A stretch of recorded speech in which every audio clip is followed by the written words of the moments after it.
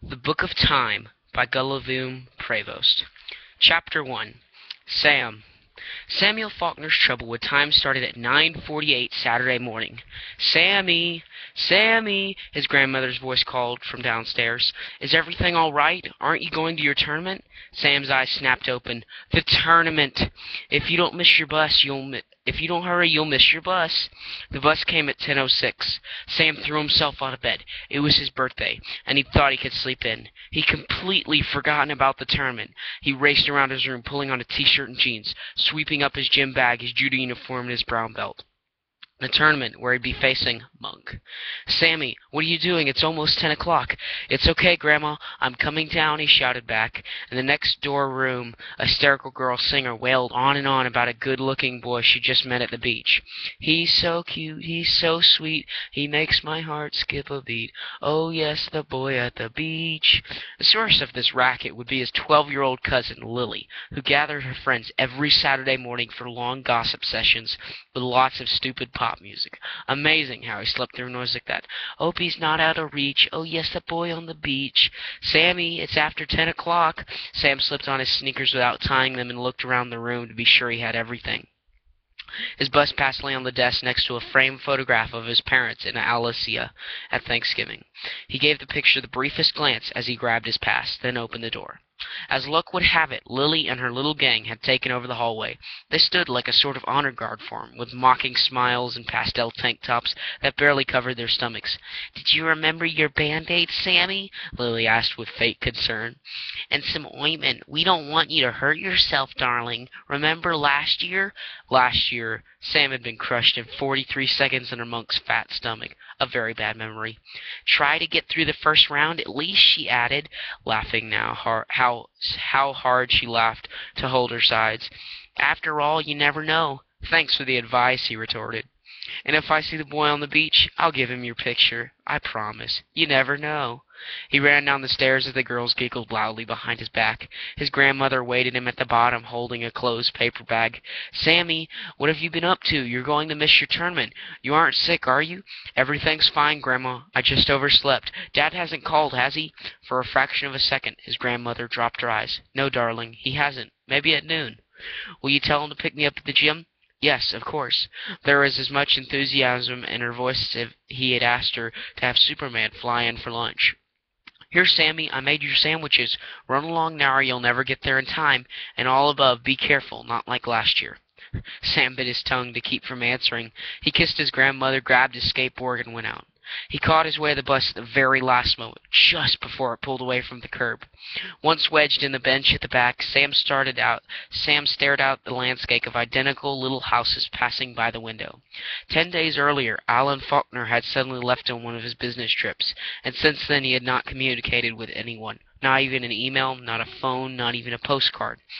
It wasn't the first time this had happened, but still, 10 days.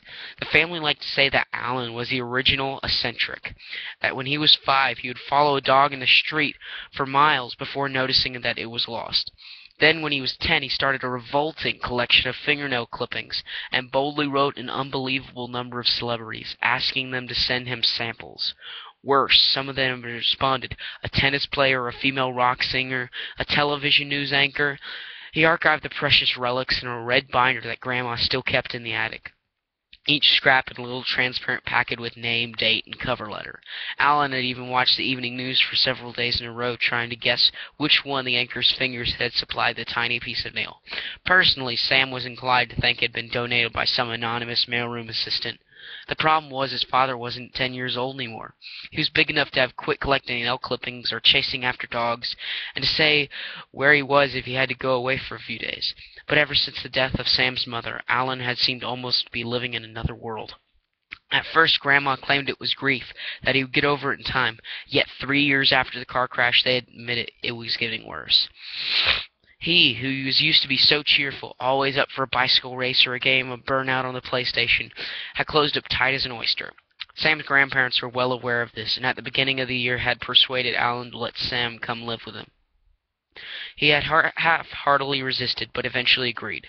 He really was in no condition to take care of his son. He barely managed to open his bookstore 2 or 3 times a week, and then only when Grandma urged him to, or one of his regular customers harassed him on the telephone.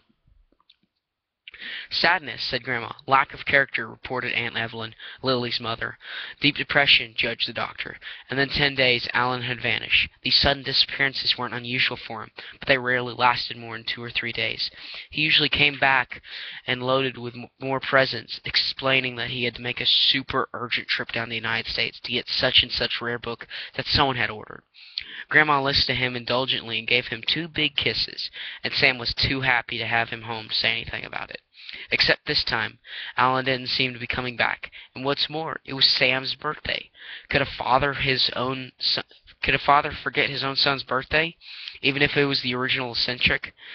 Sam got off the bus in front of the skating rink. If he hurried, he'd arrive at the gymnasium just in time. He rolled his skateboard onto the pavement and slammed at top speed through passersby, shopping carts, stray children, and grocery bags. He scraped a couple of curbs, leaping a cement bench, and prepared to take the turn that led to the gymnasium. A piece of cake. He'd done it 100 times before. The town square fence on the right, a little slope to get momentum, the cross street, and after that, bang! A violent collision, a screech of metal, and Sam wound up on his stomach, feeling as if the entire square had just landed on his head. He must have run into an old scooter or a garbage can or what the curiously, Sam got to his feet. A talking trash can? "Oh man, that punk Faulkner!" "Don't do it, Monk," a girl's voice cried. Monk! He had managed to run into Monk, driven by a survival instinct he didn't know he had. Sam leaped aside just as Monk lunged at him, the young woman tugging on Monk's shoulders. "No, Monk, no!" "I'm going to pound him into the pavement." "What's this? What this?" barked a tall, bearded man in a dark suit. "He did it on purpose," yelled Monk. "He ran into me on purpose. Look what he did." He pointed to his backpack, which had spilled some metal parts what looked like computer circuits on the sidewalk. "You saw it happen, sir. That cost me a fortune." As Monk ranted, the girl who had tried to restrain him approached Sam.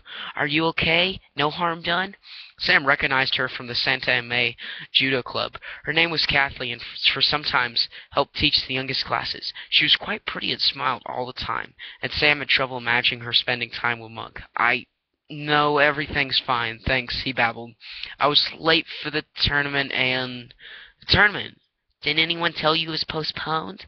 "Postponed? The tournament was postponed? I thought they let everyone know. The Fontana team wasn't able to come down. Their van broke down 2 days ago. The competition's happening next Saturday. Didn't you get a message on your answering machine?"